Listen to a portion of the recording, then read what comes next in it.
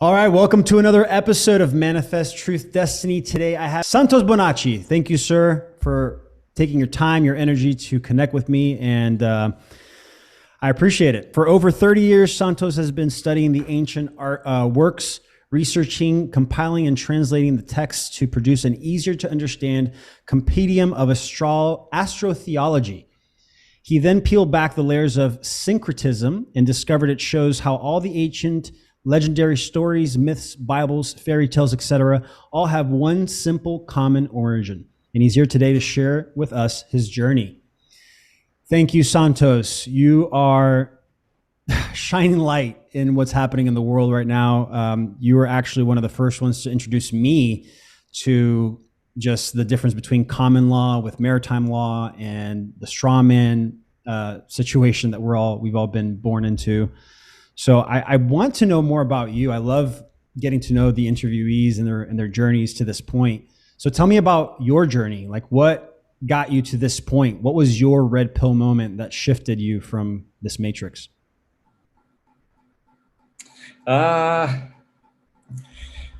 I would say I was mostly semi-awakened, even though I was Jehovah's Witness for, say, 25 years, from 1981 to 2007. So, yeah, that was a good long time. But I was semi-awakened. For instance, I didn't have my son vaccinated 28 years ago when he was born, because my mother also stopped a lot of the vaccinations that they were giving us as back then in my generation. I think I got a few, but then my mother realized that they were harmful and she stopped. So from her, I've had this semi-awakening of, I guess, not being able to trust in governments and entities like this. Babylon the Great. I was Jehovah's Witness, so I was always on the guard for Babylon the Great and Armageddon and the Great Tribulation. So it's always been a part of me ever since I was a little boy, because I was raised a witness, and then in my teenage years I rejected it, and then came back because I wanted to serve God. I wanted to do the right thing, and I wanted to be saved, etc. So the world didn't fulfill me. It had nothing. I knew it was empty. But little did I realize I was actually going back to a spiritually empty organization where you pretend to be spiritual, where you pretend to go through those motions and you pretend to be someone you are not. It's not that you're not a nice guy. Yes, you are, but in a way, you are a hypocrite, because you're acting out being a Christian. It's all to please other men's eyes, not pleasing to the heavens. Ego, right? We're just like playing each other's ego. Yeah, so I had to go through that. Obviously, I had to be deceived like Pinocchio. I had to be waylaid. I had to be. Some people avoid churches from birth, because in past lives they've gone through this. They know to avoid them. Well, as for me, I had to go through the fiction to get to the facts, to get to the truth, or what I call truth. So from the truth came truth. Conditioned truth will always be a lie, or can be manipulated to be a lie, I should say. Whereas truth is just truth. It stands on its own. It doesn't need the article. It doesn't need to be presented. It has no other principles. It is the first and only principle. So many people have to go through the mire to wake up. Others are born awakened. And I was deceived. So I'm not saying that was bad and that I have any regrets, but I just know what it is like to be deceived and to be awakened. I know the difference. So there's a really big difference where you use your own mind rather than belong to a herd mind. It's good to be community minded, as they say, but it doesn't mean that you are now following the crowd. There is a difference there. Echo chamber versus community. Yeah. Yes. Was that awareness why you left in you said it was 2001, right? Yeah, 2005 was the last time I went to a meeting, and then 2007 was when I really woke. I read a book about the Rothschilds and the power that they have over the world, and then that led to another book, which led to another, and then I was pretty much reading a book a day, and made a lot of money for Amazon for 4 years. And then I started my YouTube channel because I realized with all that 4 years of reading and research, all the prior years of research that I've been doing since 81, 82, with Emmanuel Velikovsky, Rein Norberg, Alexander Hislop, Isaac Asimov, and all of these guys, especially Velikovsky, and many other works in between, and study and just paying attention in general. With those 4 years of penetrating really deep research, I was able to come up with what I present in my YouTube channel in 2011 when I started, called the Sam Best Method. So I still use that method. I used to use Copernican model, the Copernican model to explain it, but it was always based on the Ptolemaic model. I never did deviate from that from the beginning. It was always the Earth at the bottom, and I always portrayed, then there was the Moon, then Mercury, then Venus, Sun, Mars, Jupiter, Saturn, firmament, crystalline waters, and primum mobile.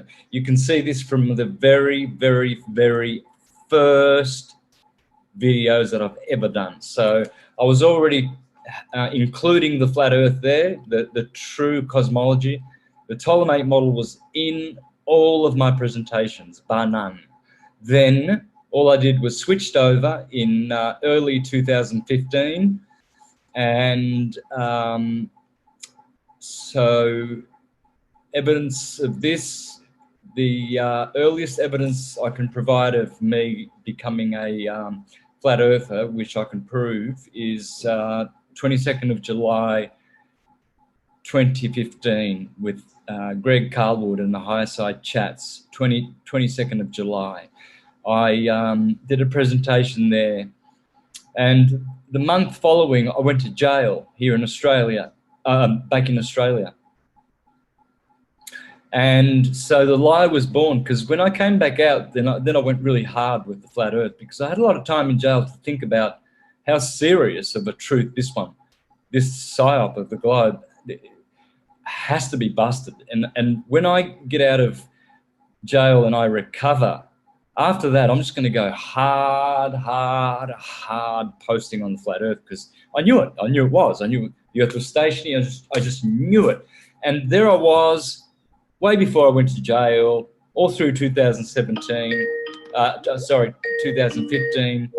I'm going to uncover the other evidence as well, where I can prove that I was teaching the flat Earth cosmology, stationary Earth. So I'm really excited in the last couple of weeks that I've uncovered that video, that interview, and was able to pretty much shame, I would say, all the hundreds of thousands of times I've seen the people say that I struck a deal with the government in jail to get out early, and I would teach the flat Earth psyop, which, of course, I came out teaching that the globe is the Jesuit Copernican psyop, and now, because I am a truther, I'm teaching the true model, which I've always done, but didn't use the correct explanations. So I was really very well satisfied with this last couple of weeks, having that off my shoulders, because everyone that has ever accused me of this and perpetrated that lie, suggested it or implied it, remember that on Judgment Day, your accuser will be standing next to you. So I imagine I will see a lot of apologies from a lot of people, because you don't want me you don't want me standing next to you on Judgment Day when you've been telling lies about me. You really don't want me to be standing next to you. You want to get rid of me now. I love this. So that was what I'm hearing is that the flat Earth concept was your first step into speaking out about everything that you had researched up until this point. To that point, would you say that that's like the ultimate conspiracy that they have suppressed and that are lying to us above all other conspiracies? It is, and its other half, which must also be included. Its other half, the ether, which has suddenly disappeared from all of our technological and scientific knowledge base since Einstein, the Jesuit, said it doesn't exist. So everybody said, right, well, there's no such thing as the ether. But they still use the word quintessential, which means the fifth essence, the fifth element, because the four frequencies of solid, liquid, gas, and plasma, earth, water, air, and fire in Platonic, the thumb gets to be the ether. That's why you give people the thumbs up. That's the ether. That's the fifth element. That's why in Kabbalah, you see the ether's on top, then you've got Kether, and at the bottom you have Eartha, ether and Eartha, Malkuth. There's your Kabbalistic tree. There's the 10 Sephiroth. There's the man manipulating, managing, maneuvering. I love it. I love, you know what I love about you is that you are a master at deciphering language. And in everything that I've seen you're so careful with the words you use because that is power. You're actually letting power out of your mouth. So you're very careful with that. And I love that about you. I love that because you're right. I mean, how have we gotten to this point other than the manipulation of language, right? And how we understand words. It's what I would call, see, we have two things going on that are not good. We have amnesia and we have dyslexia. Babylon, when the languages were confused in Babylon, what happened was we were only speaking the one language. It was atomic. Everything is atomic. All is atom. And that's why we study etymology called etymology. It's the same word. So etymology of the language we once spoke, what happens is words mix, words get mixed with cultures, races, and frequencies of peoples when states of consciousness falls, and only when states of consciousness falls. So what happens is, as you would get, say, sister languages, what happens is like a dyslexia. So, for instance, in Italian, buongiorno, good morning, in French becomes bonjour, and then in Portuguese, bon dia. But you can see from Italian to French, buongiorno, bonjour, giorno, jour. So Alexander Hislop in 82, when I first read The Two Babylons, that's when I realized that language was the key to understanding everything, because language is electromagnetic. The sounds we make are electromagnetic. So etymology has always been dear to my heart. And what you'll find is that all words come from atum. And atom is an atom, and an atom is a torus field. And inside a torus field is a hyperbola. Bola is the holy Baal. Hyperbolas, the hourglass inside the torus field, and in the center is 0 point or counter space. From the hyperbola comes redshift, blue shift. The god of this world, Brahma, the demiurge, the demiurgus, the demigods. And so, but that hyperbola, that becomes, when you remove Bala, so in Hindu they call it Mahabali, but in Greek it's hyperbola, hyperbola. He is the main character and the main word of all words in the universe. This is why many words in English end in bull. Horrible, table, stable, capable, reliable, responsible, able. And many words end in tor, creator, actor, distributor, etc. Because there's only torus fields and bulls, toruses and bulls, red shift and blue shift. This is amazing. In discovering that was the key to breaking down this reality or deciphering this reality, right? Because I also think that has to do with like all the old literature, like the Bible being misrepresented or misinterpreted because we don't understand those words enough. Would you say that that's where it led you to coming up with a syncretism, like knowing the connection of everything, was when you broke that down, that language?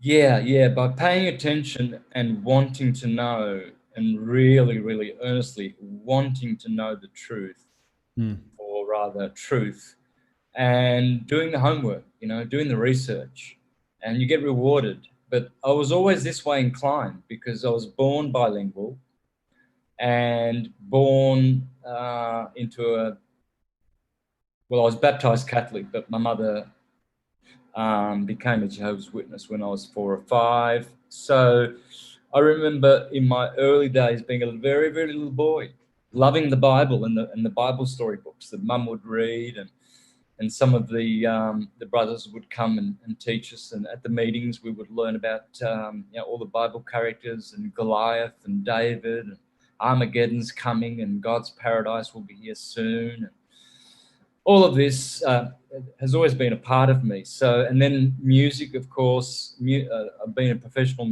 musician most of my life. So music, languages, love of the stars. I've always been able to locate the constellations.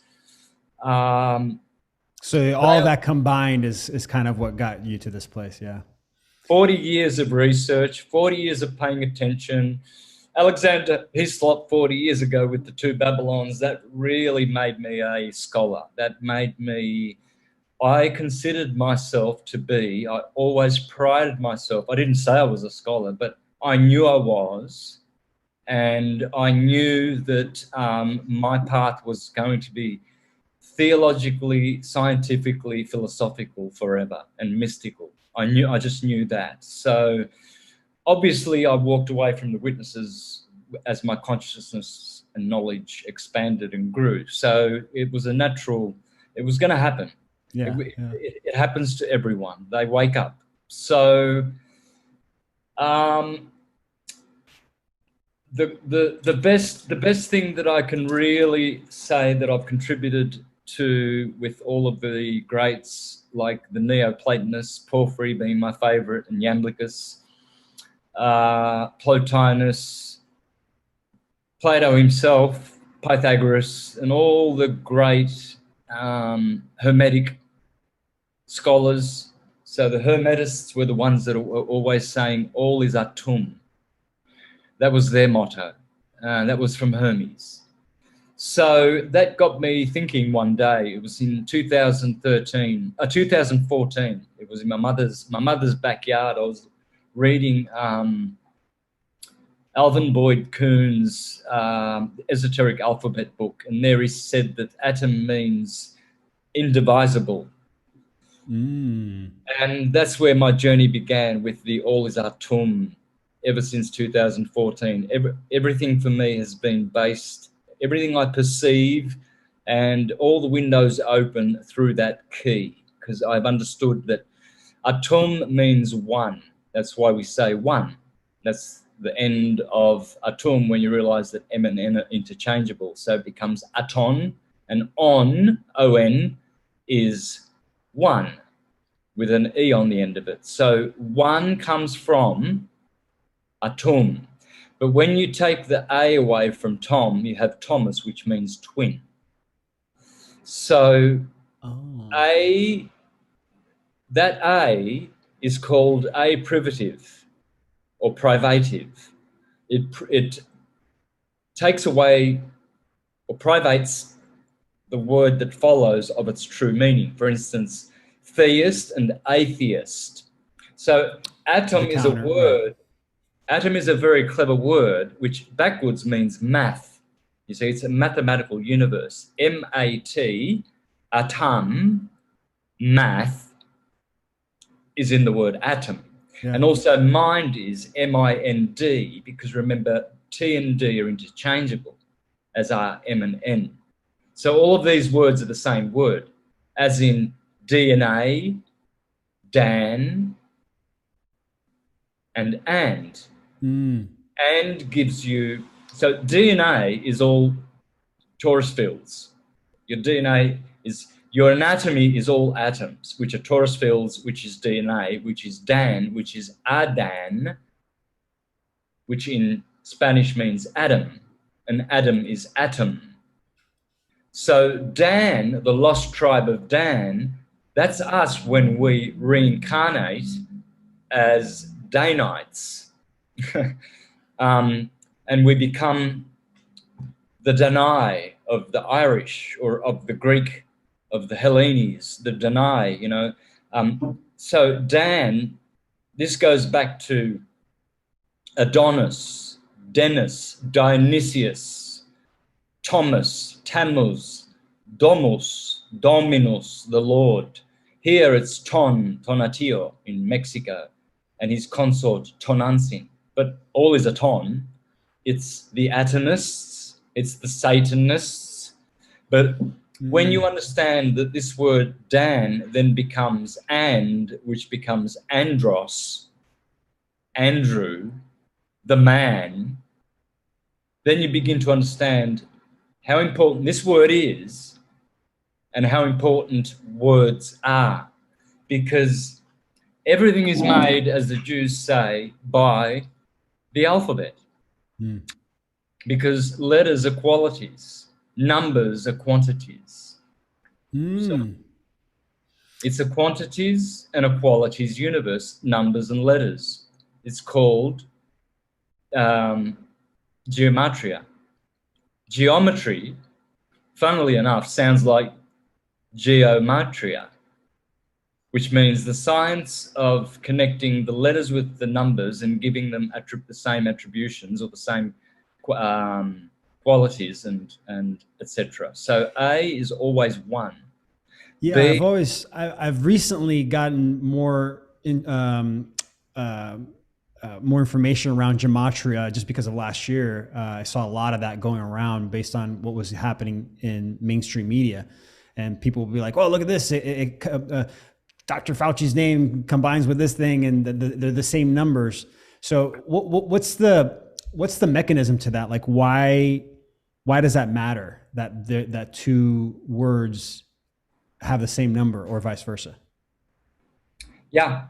Well, see, it's very, very powerful. It's when you understand that the letters are gods unto themselves, you will understand all things. I'll explain this. So,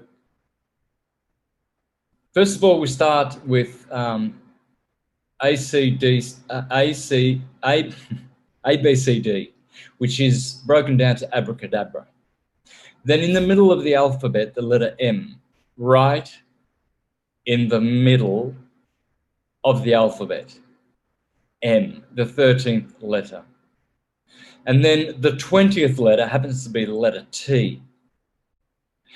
And beside M is L and N, which is LMN, elements, elementary or lumen, which means light.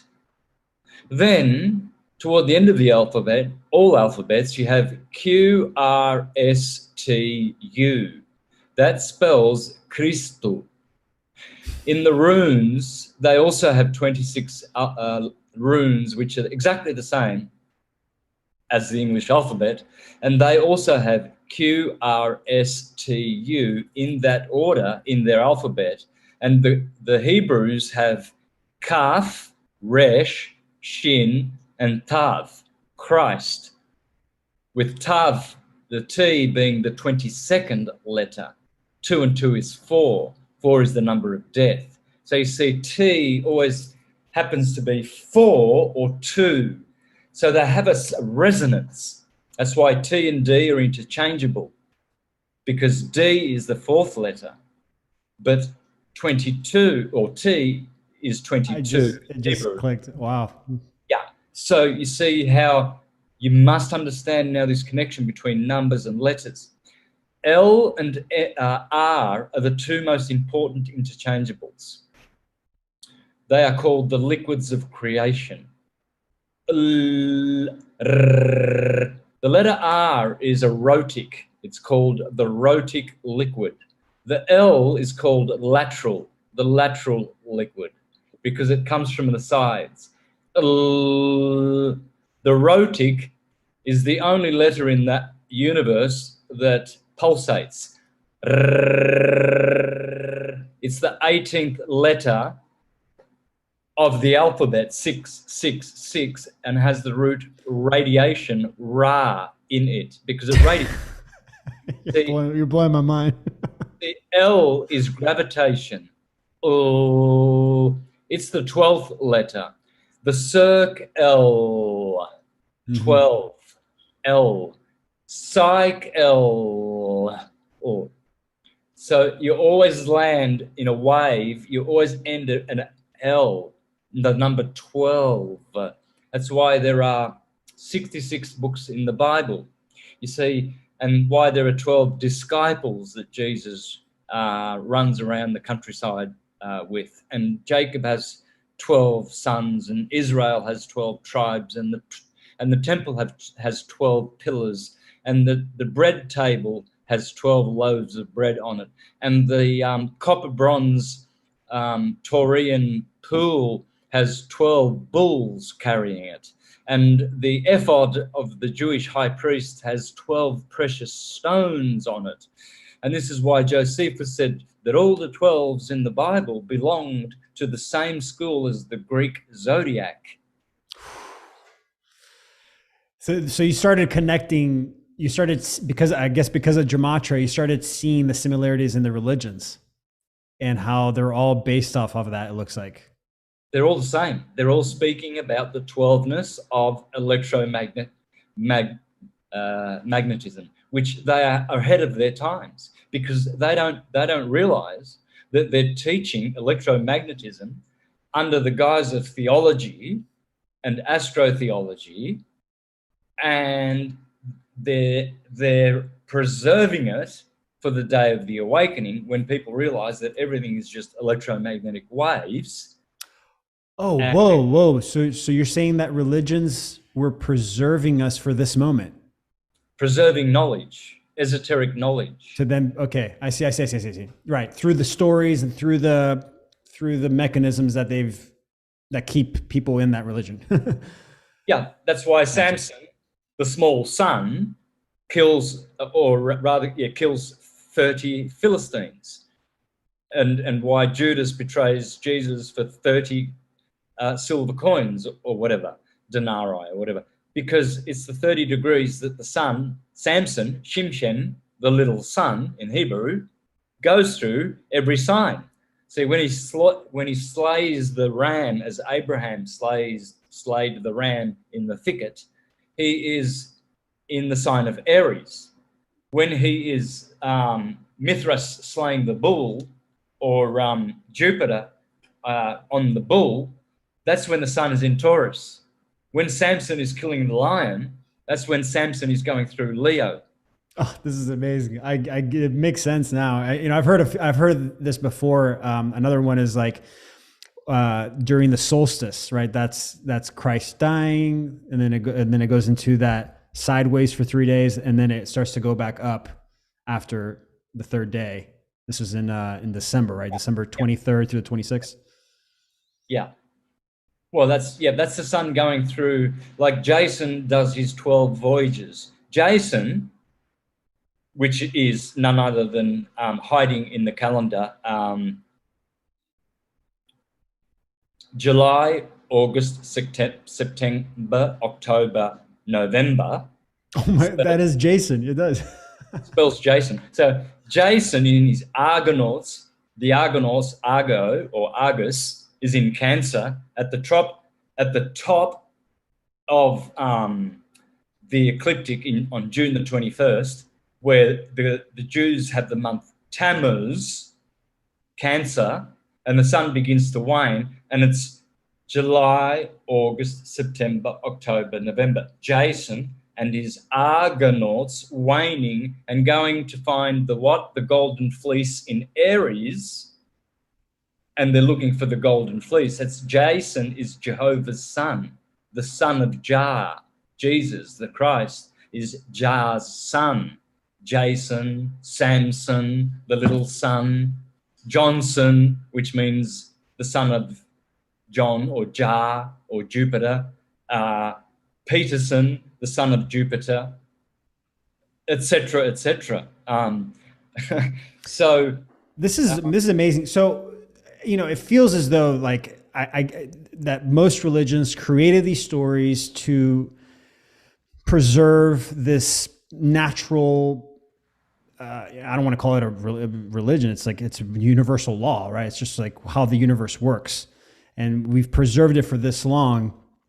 Do you believe that Jesus was a real person, or do you think that it was just part of that story to explain these universal laws? Because I have my own perspective, but I'm curious on what you think. Well, it depends what you mean by real.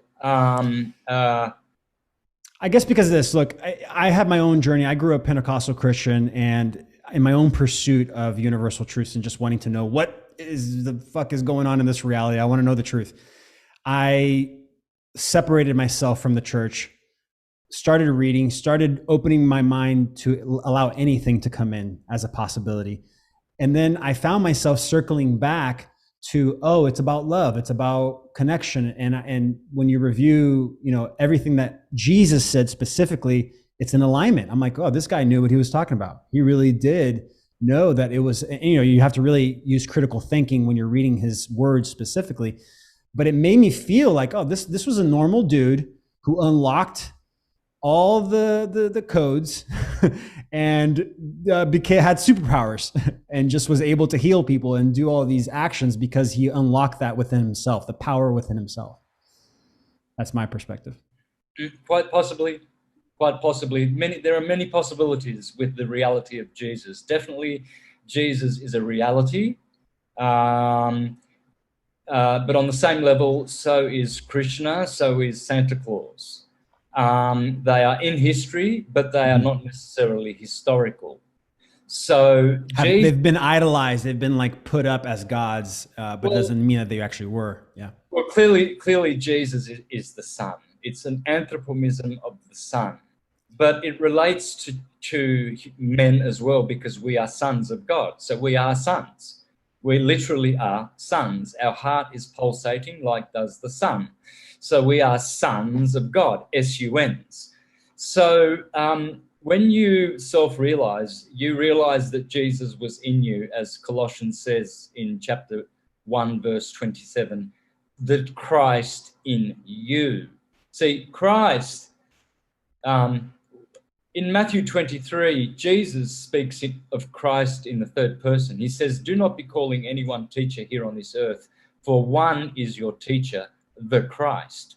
So why would Jesus be referring to Christ in the third person? Well, because obviously Jesus and Christ are two different things. Jesus is the man you are when you become awakened and and christened, and then you become a Christ Jesus, which is the correct version. You become an enlightened Jesus. So you become an enlightened Adamite, or an son of Adam, of atoms. When the scriptures say the word was made flesh, it's not talking about one flesh, that it became one man. It's saying that sonoluminescence, sound, made what is matter, material, flesh. Flesh is matter.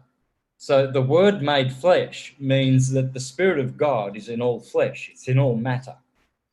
It's spiritual and it's material at the same time.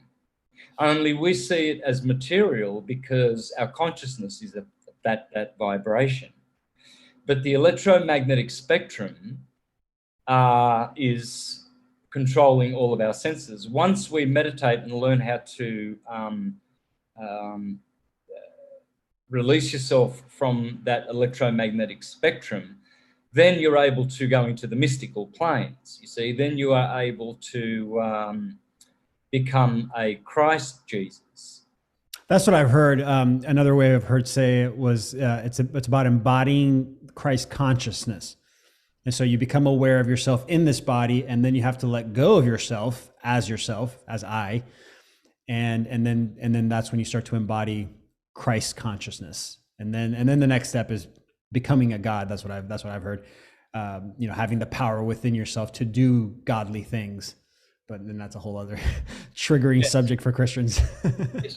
You become a Buddha. So Buddha means body, and Buddha sits under a tree. The tree is rooted in the lumbar of your spine. Lumbar means tree, and your torso is a torus. So blue shift energy is turning left, turning gravity, centripetal and convergent in your fontanelle at the top of your head, and it is then radiating outwardly, red shift at the bottom, red chakra, the perineum, right turning, and you have a field that is being created and produced by your heartbeat, a magnetic pulse, which generates vibrations and makes your electrical body. So this tree, this tori or torso, torus that you sit under, when you sit on your lumbar, that is the arbor or the arbol, which bol is the hyperbola in the middle of the garden, which is the arbol in Spanish is tree. So bol, again, is referring to that tree that is the root of every atom. It's the hyperbola.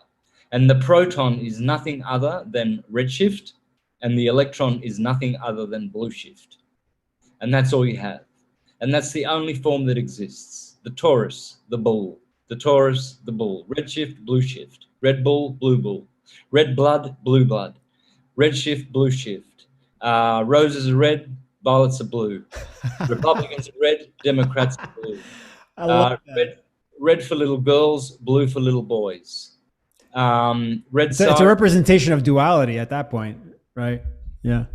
Because the torso knows it. You have your blue chakra at the top of the torso, your red chakra at the bottom of the torso. The rainbow knows it. Blue is at one end, red is at the other end. The Democrats and the Republicans know it. They wouldn't have a green and a yellow party. It had to be reds and the blues, right? So, so this is how the archonic world persists.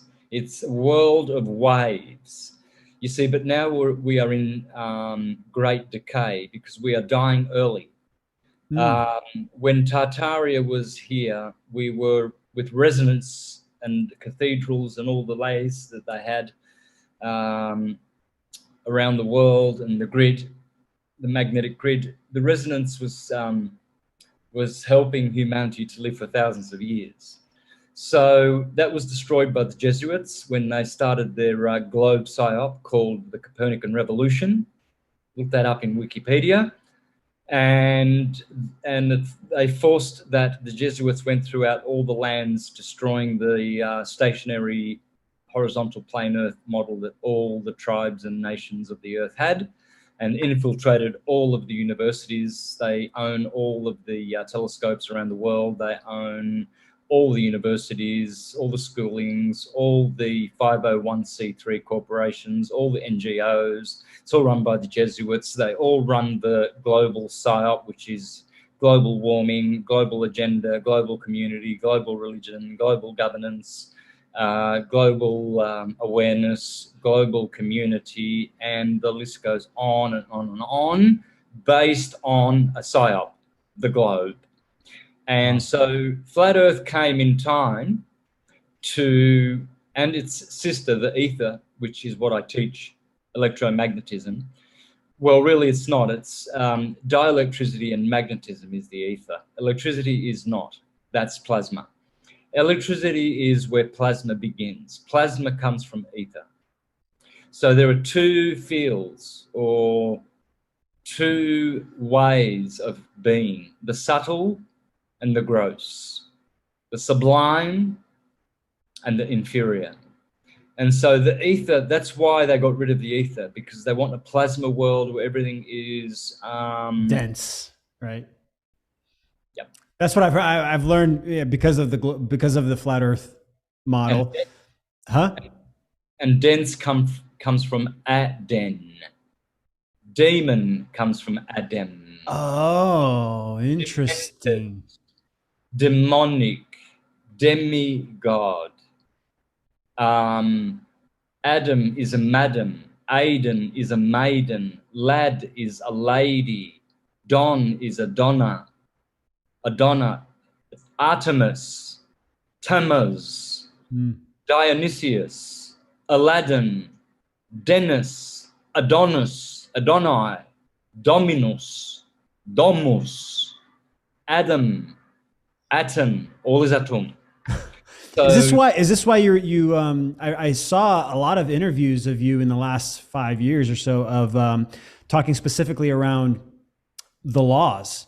And is that why you started talking about that? Because you started to recognize the direction that things were going to where we're at now?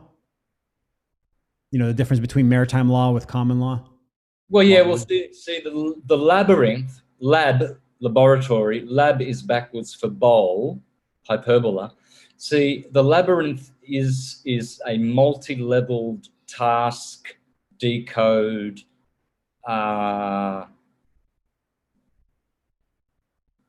epic task that we must all unravel. And the labyrinth has many layers. So you have astrotheology, you have ecclesiastical law. That's why the Bible is in all courtrooms, because it is actually it's a place of ecclesiastical law. And then maritime, admiralty, contract, trust, commercial,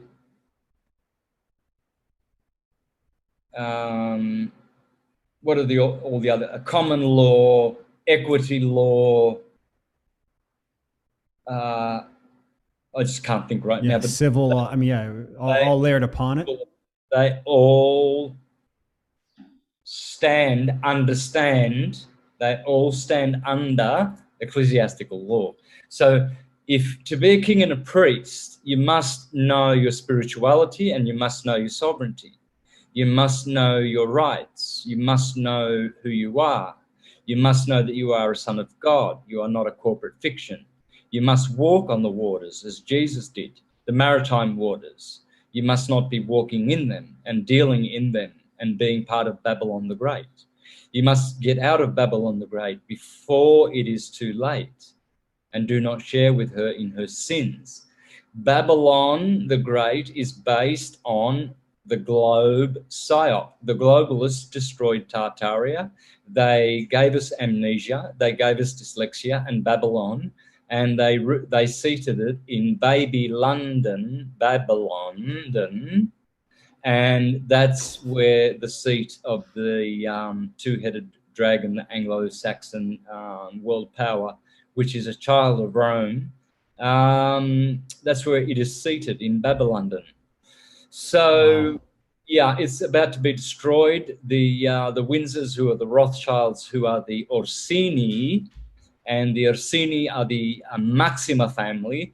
They are the conquistadors, the inquisitors. The inquisitors, they are the persecutors, and they are also the well, they're behind all of it. They're behind the strict sea controls that we are under right now. They run all the orders through the military. That's why the military is behind all the vaccine programs, etc. You see, because they run it. It's their corporation. It's their corpus. It's their dead body. And What so, would you say? What would you? I don't mean to cut you off. I'm sorry. If you want to finish your thought. nope. What would you say is what's the goal here? You know, I've heard depopulation. I've heard, you know, because you're aware of this, because we emit these frequencies and these vibrations and these emotions.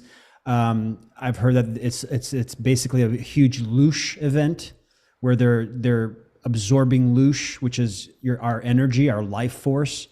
So why? Why have they been doing this for the last 1,000 years or so, or whatever, to get to this point? Well, they are And who are they?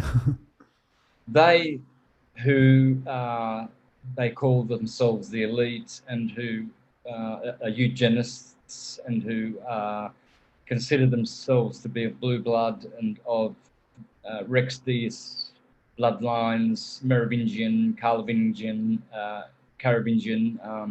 and all of these Colonna, Farnese, Borghese, Borgia, conquistador families who had all the wealth. They literally stole it off Tartaria. And they are vampires, they are parasites, they are people traffickers, they are child molesters, rapists, murderers, adrenochrome addicts. They are bloodthirsty, they are bloodletters. Their world wars are to destroy humanity and make holocausts to the demon egregores that they've created. They are satanic, Sabbatean, Judeo-Christian, Islamic, monotheistic aberration. They are the Antichrist. They are the Cabal, Baal, Christo, Bala, Krishna, diabolical. You see, this diabolical, dia means two. It's the world of red shift, blue shift. That's why the devil's always red and Krishna's always blue. Because it's diabolical.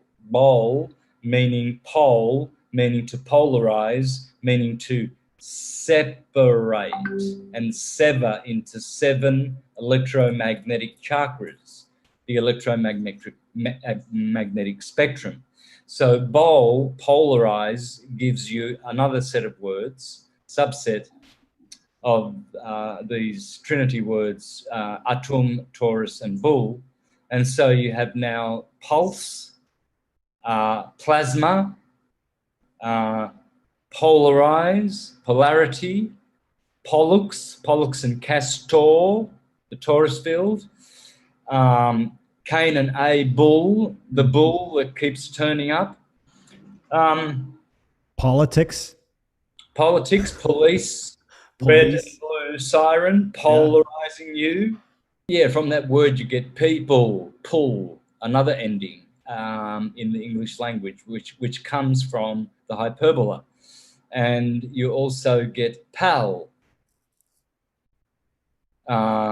You get parents. Who are your parents?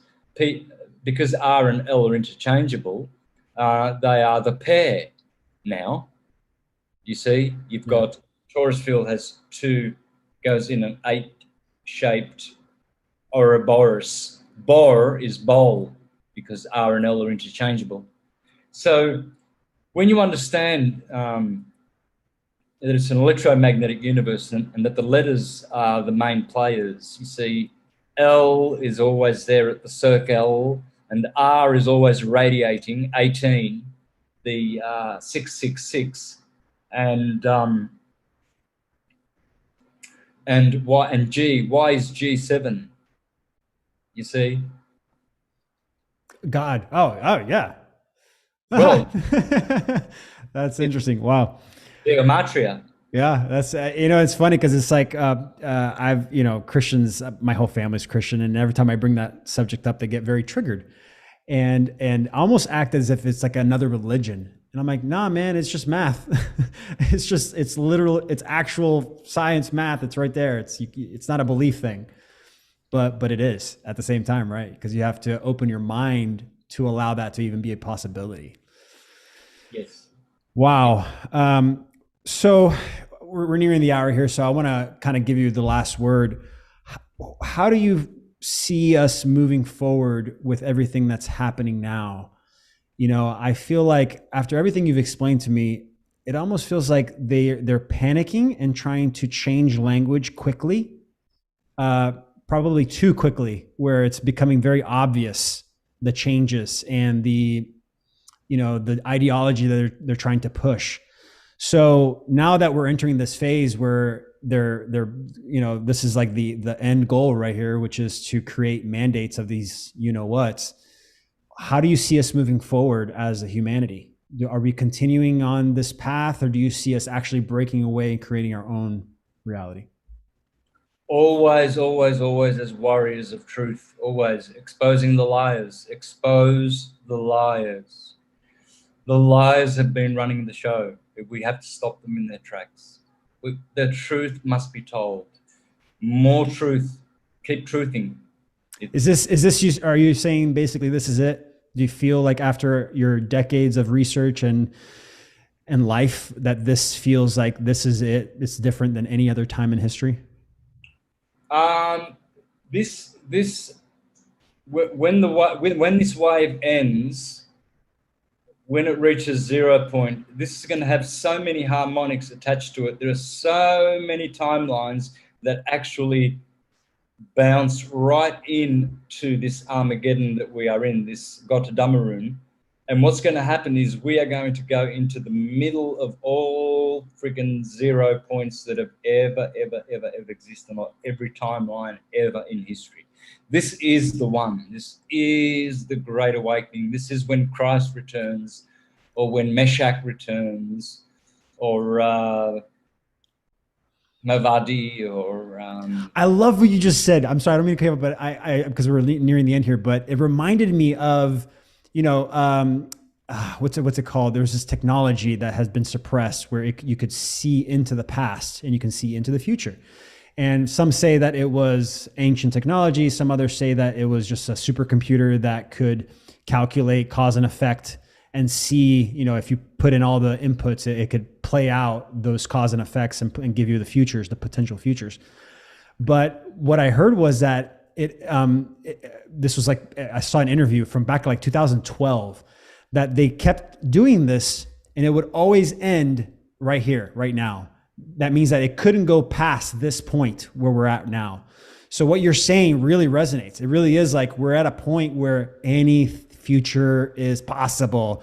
It's a matter of like, how much do we want it? That's what it feels like. You are going to receive the power that you are worthy to receive. If you are not worthy, if you have been telling lies, like some people have been exposing recently, you will not have much power when that day comes. But we will all eventually have our powers restored, and that is what they fear. That is what they fear, the awakening. Look how awakened in the themes that we've discussed. This is unheard of. It's we've actually entered into a higher realm of knowledge and consciousness to understand these things and to contemplate them and talk about them. And so this shows that we are being elevated. Something is pushing us. The Christ conscious, Christ has returned. I love it. I got goosebumps when you said that. I do. I feel like we're all stepping into that power, and whatever your practice every day, that's what you're going to get more of. Thank you, Santos. You are the man. Like, so much wisdom and knowledge. I'm just like, I'm gonna have to rewatch this again, which I will because I have to edit it. But wow, thank you so much for this. My pleasure, brother. Anytime, Otto. It's my pleasure. So just send me over MP4 when you're done, and I'll put it on my channel as well, and give me a link to yours, and I'll put it in the description. And see you on the next one. Yes. Thank you. Absolutely. We're definitely going to do a part 2 because I have like 5 more questions. I was like, oh, but next time we're going to get it. All right. Thank you, brother. Have a good day. You too. Bye-bye. Bye.